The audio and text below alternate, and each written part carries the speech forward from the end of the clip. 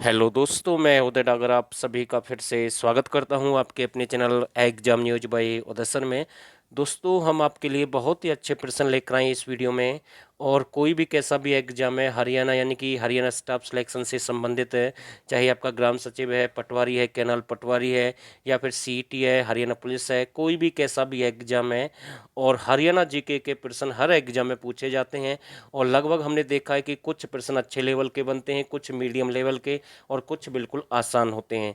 तो उसी को ध्यान में रखते हुए हम आपके लिए एक बेस्ट एक सीरीज लेकर आए हैं, और इसमें आपके 25 प्लस प्रश्न हैं। यहाँ से आप अपना स्कोर भी चेक कर सकते हैं, और यहाँ से आपको ये भी पता लगेगा कि भाई हमारी तैयारी कैसे चल रही है और कैसे कैसे प्रश्न एग्जाम में बनते हैं। तो पहला प्रश्न आपके सामने है, हरियाणा में दूसरी नाभिकीय विद्युत केंद्र की स्थापना कहाँ पर की गई है? तो मैं आपको बताना चाहता हूँ कि हरियाणा में दूसरी नाभिकीय विद्युत केंद्र की स्थापना कहाँ पर की गई है। चार ऑप्शन आपके पास में हैं। इसका जो सही आंसर रहेगा भिवानी है। लेकिन आपसे ये पूछ ले भाई, हरियाणा का पहला नाभिकीय विद्युत परियोजना, हरियाणा की पहली नाभिकीय विद्युत परियोजना कहाँ पर है? तो आपकी जो नाभिकीय विद्युत परियोजना है उसे हम गोरखपुर के नाम से भी जानते हैं, गोरखपुर विद्युत परियोजना भी कहते हैं हम, जो कि परमाणु से संबंधित है। और आपकी फतेहाबाद में है, जो कि 2800 मेगावाट की है। तो ये भी आपको ध्यान रखना है, जिसकी स्थापना 2014 में की गई, मनमोहन की सरकार थी। तो ये भी आपको ध्यान रखना, मैं केंद्र की सरकार की बात कर रहा हूँ। और हरियाणा में उस समय यानी कि भूपेंद्र सिंह हुड्डा यानी कांग्रेस की सरकार थी, उस समय उसका उद्घाटन किया गया। उस परियोजना को परमाणु विद्युत परियोजना भी कहते हैं, नाविक के नाम से भी जानते हैं, कुम्हारिया के नाम से भी जानते हैं, अनु कुमारी के नाम से भी जानते हैं। और गोरखपुर यानी कि वो फतेहाबाद में है। तो ये आपको ध्यान रखना है। और इसका जो राइट आंसर रहेगा डी बिल्कुल सही आंसर है। सूर्य बल उद्योग हरियाणा के किस जिले में है? तो इसका जो राइट आंसर रहेगा बहादुरगढ़। और बहादुरगढ़ आपका कहाँ पर है? झज्जर में है। और यहाँ पर बहादुरगढ़ में एक गोरैया पर्यटक स्थल है, तो ये भी आपको ध्यान रखना है। और बहादुरगढ़ में एक पार्ले जी बिस्कुट उद्योग भी काफ़ी प्रसिद्ध है, जबकि 555 बिस्किट आपका हिसार का काफ़ी प्रसिद्ध है, जबकि बहादुरगढ़ का पार्ले जी है। तो ये भी आपको ध्यान रखना है। और इसका जो राइट आंसर रहेगा सी बिल्कुल सही आंसर है। गुरुग्राम का सॉफ्टवेयर निर्यात के क्षेत्र में देश में कौन सा स्थान है? तो इसका जो राइट आंसर रहेगा ये तीसरे स्थान पर है, मतलब कि कौन सा स्थान है? तीसरे नंबर पर है। तो ये आपको ध्यान रखना है, इंपॉर्टेंट प्रश्न है। वैश्विक निवेशक शिखर सम्मेलन का आयोजन हरियाणा में कहाँ पर किया गया? तो चार ऑप्शन आपके पास में हैं, पंचकुला, चंडीगढ़, गुरुग्राम, फरीदाबाद। तो इसका जो राइट आंसर रहेगा गुरुग्राम में इसका आयोजन किया गया। तो सी बिल्कुल सही आंसर है। हरियाणा का देश में नलकूप सघनता में कौन सा स्थान है? पहला, दूसरा, तीसरा, चौथा।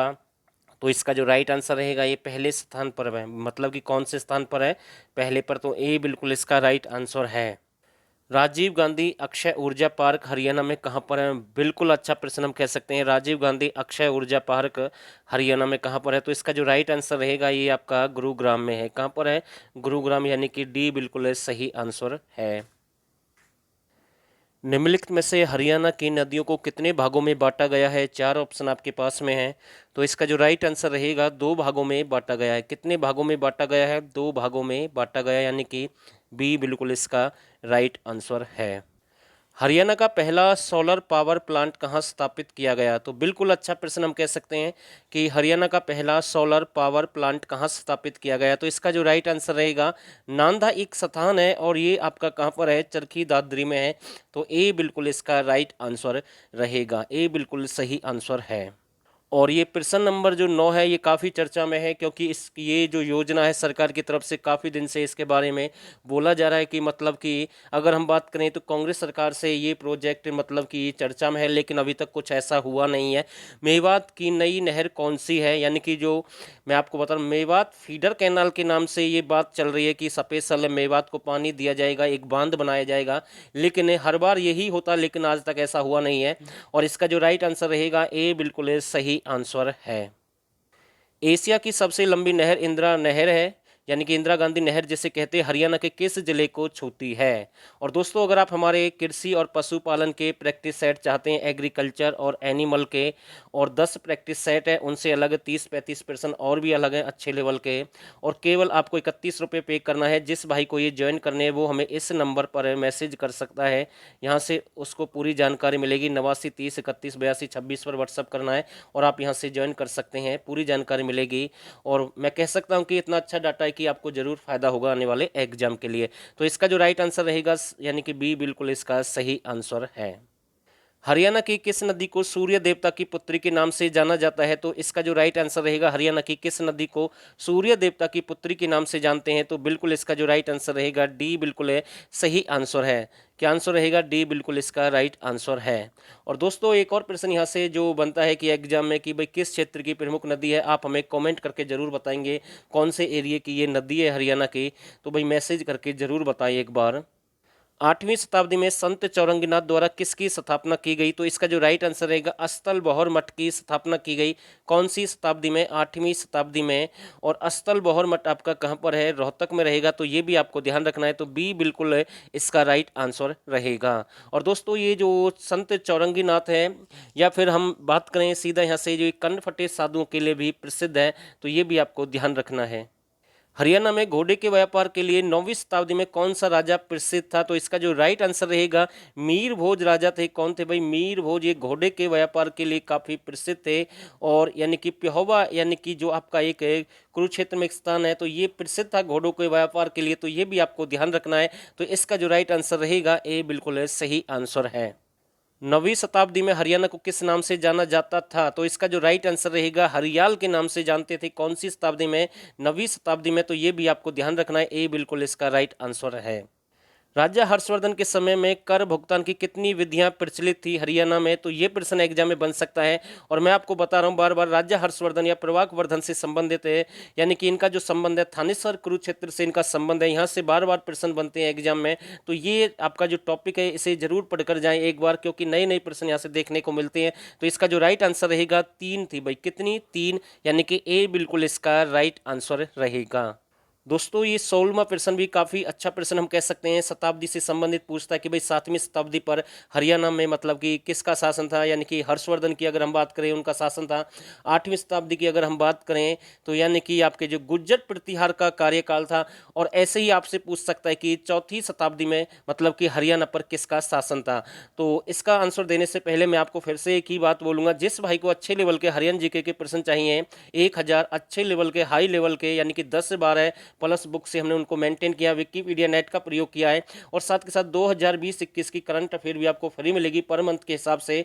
और आप चाहते हैं कि हमें एग्रीकल्चर और एनिमल के भी प्रैक्टिस सेट चाहिए, तो आप ये सारा सब कुछ केवल 79 रुपये में ज्वाइन कर सकते हैं। इस नंबर पर आपको व्हाट्सअप करना है और आगे की जो प्रक्रिया है वो हम आपको वहीं पर बताएंगे आप कैसे ज्वाइन कर सकते हैं। तो ये नंबर अगर किसी भाई को लेने हैं तो 79 रुपये पे करने होंगे। और जिस भाई को केवल हरियाणा जीके के हाई लेवल के प्रश्न चाहिए और करंट अफेयर फ्री चाहिए, तो वो 49 रुपये में ज्वाइन कर सकते हैं। और सारा डाटा यानी कि ये 49 में, और सारा जो भी डाटा है वो 79 रुपये में है।